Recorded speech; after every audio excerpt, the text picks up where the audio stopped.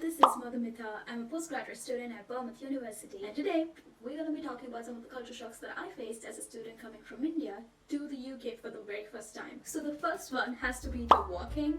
People walk here so much as opposed to my country. Even if it's a 40-minute long walk, people are gonna choose to walk over here. Back home in India, I don't think I'll be caught walking anywhere apart from inside my home. And this is not even me talking like a privileged only child. There is a reason why the traffic in India is that bad. In fact, I think I'm gonna insert a screen.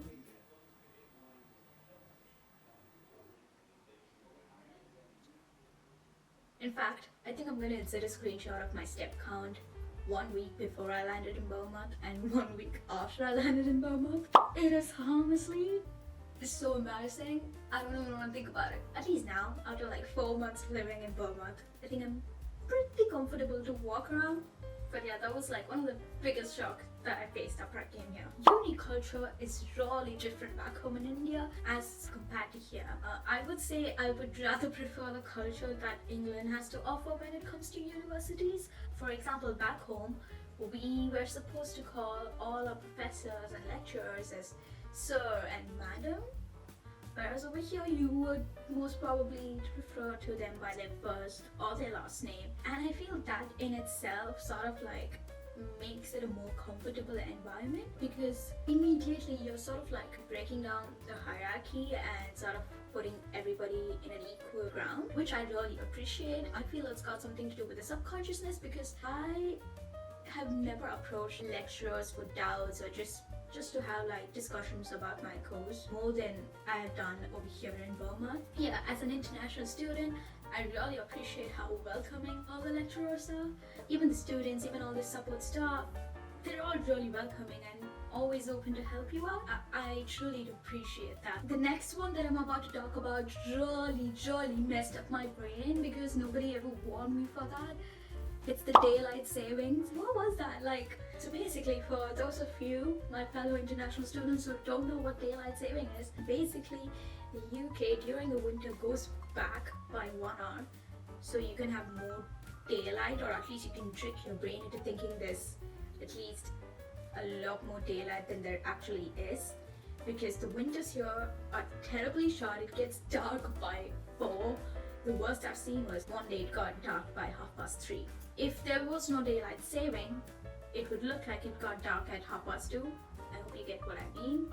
I don't know if I'm making sense, but yeah, that was really messing up my brain because my body clock had to adjust to it. I was getting hungry earlier than usual, but then I was actually not.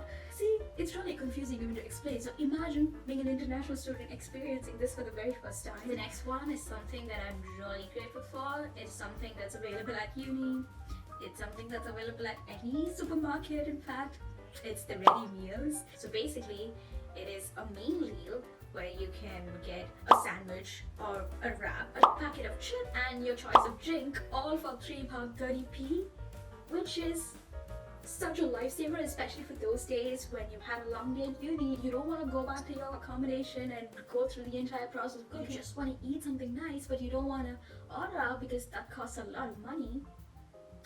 The meal deals are here to save the day. I think this is going to be the single most precious thing that I'm going to be missing when I go back to India, because it doesn't get better than this. The next one is pretty kind of obvious, but it's the language.